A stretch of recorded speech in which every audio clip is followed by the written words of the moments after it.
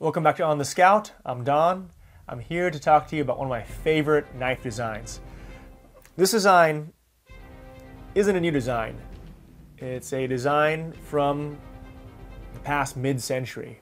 I became very fascinated with this knife design through Puma White Hunter, seeing it in a survival manual by Tarwell. It's an illustrated survival manual with information about every environment, and pictured in the knife section in big bold color was the Puma White Hunter. It's such a unique knife design. There's so much complexity and uniqueness in the knife design itself. And the name itself, Puma White Hunter. Puma is the knife maker from Zolligen, Germany, but the White Hunter evokes a long, storied history of big game hunting by foreign hunters in Africa. The type of hunting itself that evokes every feeling a person gets when they even hear the words big game hunting, I feel is captured by that era of history that this knife was designed for. Aloof, skilled professional hunters, famous adventure seekers, authors, politicians all had a part of their story to play when hunting in Africa. In the 60s and 70s, this knife, through various PXs, became an emblematic, much coveted tool by the GIs fighting in Vietnam, using it as a fighting knife and a survival knife. And it's some small twist of irony that a German-made knife and a Seiko watch was the preferred carry items by GIs in that war right after World War II. This knife is captivating to me for the very opposite reason so many hunters and hunting guides are moving towards disposable bladed knives like the Havalon, like the Outdoor Edge. This is the opposite. This is a buy it once, buy it for life kind of knife. It isn't a knife that is lightweight. It isn't a subscription-based knife. This knife stands on its own history and its own heritage. It was designed by a committee of professional hunters in German East Africa, now Tanzania. It follows all the traditional design language of German knife design. It has a stag handle, preserved stag. It has a double edge, so blade in the back, a little blade in the tip, long knife here, edge here, finger guard. There's a small serrated portion to hack through, saw through ropes and tendons. In that time, this older model knife was made in carbon steel from Krupp. It's chrome plated because stainless steel wasn't commonly used for knife designs back then. And the design had all the features a professional hunter or big game hunter would need to dress out large African plains game. Big belly at the end here for skinning, the serrated edge for tendons, the back blunt edge for splitting wood or breaking bone, and it has a tiny double-edged tip here to help the initial penetration.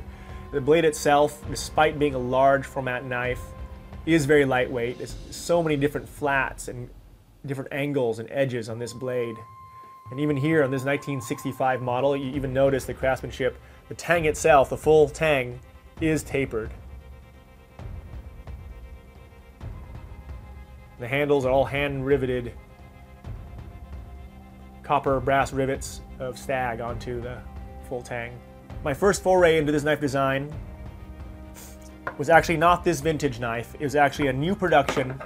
Puma's still around, so I bought a new production 2019 Puma White Hunter.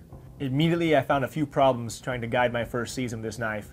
The blade is a lot broader than the knives I'm used to. The tip isn't very pointy, so it's very hard to get that initial cut into an elk. The blade itself, while fine and sharp right out of the box, was more like an axe. It was a very sharp axe, a very broad blade. The back edge actually did not have an axe grind edge in the back. It actually was a flat. I believe that the back of the edge wasn't sharpened at all by Puma knives out of Zolligen because of so many new knife laws enacted saying that you can't have a double-edged knife because that's a deadly weapon, and you know, we have to limit the amount of knife violence occurring in the streets, even though people can legally concealed carry in almost every single state. And towards the tip, there was no edge here. This again was a kind of two different beveled angles leading into a very thin flat edge, dull, very dull. So that first season, the knife did skin well. It couldn't actually penetrate well, and it couldn't do so much fine tip cutting like separating a ball joint of the femur or separating the vertebra that well, and it couldn't really hack at all in the back. So after that first season, I learned a lot, and I started having this knife modified by V Knives out of Puyallup, Washington. So I had them change the entire angle. I took out the serrations. I thought the serrations are useless, in my opinion. So I had them grind through that and create a slightly sharper edge throughout the entire blade of the knife. Had them add on a 45-degree back edge bevel in the back so I can hack through bone, hack through wood, hack branches off. And personally, I got a stone and a file, and I carefully removed that top flat edge above the tip of the blade. And now the blade is a little bit sharper, a little bit more fine. It's still fairly broad, but it can still penetrate the initial cut into the hide. And the clipped edge I can still get underneath the hide, open up the abdomen, get the guts out. And the blade itself, it's no longer Krupp carbon steel. It's their proprietary stainless steel from Germany. It's somewhere between 420 high carbon and 440 steel. That doesn't really bode well. The steel isn't that nice. It isn't that hard. It isn't the lowest end steel, but it certainly isn't a mid-range steel. It's towards the low end of steel. So with these modifications, I put this knife to good work for the next 6-7 years. Dressed out a lot of elk, hacked a lot of limbs, took a lot of heads with this knife, but it took a lot of work. And so the curiosity drove me to purchase an actual vintage knife, and that's the first knife I showed you in this video. So here I have two Puma White Hunters separated by many decades. I have the 1963 model 6377 Puma White Hunter made of carbon steel from West Germany, and I have the modern day 2019 model that had to be modified to actually bring it close to standard. And examining both of these different knives of the same design lineage, I can see so much has changed. So much bureaucracy, so much BS has happened between 1965 and 2019. And it says something about the society itself if knife makers are changing their classic knife designs just to match laws written by people that don't understand knives and hunting.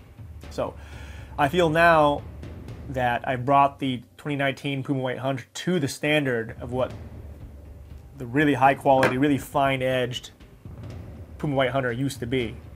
So you can even put them on a scale and see how much difference they weigh between these two knife designs. The design of the Puma overall hasn't changed much. The new Puma versus the old Puma, the basic design geometry is the same other than the thickness. The back edge added back in allows me to hack. The sharpened back of the tip allows me to have better penetration, just like the original Puma. Personally, if a rock or a piece of wood is available, I'm not going to risk hammering my one cutting tool into the ground near rocks and damaging my blade. But it's something they thought, oh, it's a good tool to have, just to have an extra hammer tool in the field. One thing I will admit is that both of these Puma knives don't have the best wood crafting, bush crafting. So I wanted to actually do some basic carving. We'll get out in the field and I'll show you. These things do not carve as well as, say, a modern Scandi grind bushcraft knife, a Scandinavian type knife. So that being said, despite all the flaws of the 2019 model, all the mods that I had to put into this knife, I really like it still. Is it the knife for you? If you want a knife that works right off the bat and can do all the things that a modern knife can, this probably isn't your knife. It might be better for you to find a good condition vintage Puma White Hunter like this knife to use as your user, as long as you take care to keep the blade oiled and well protected.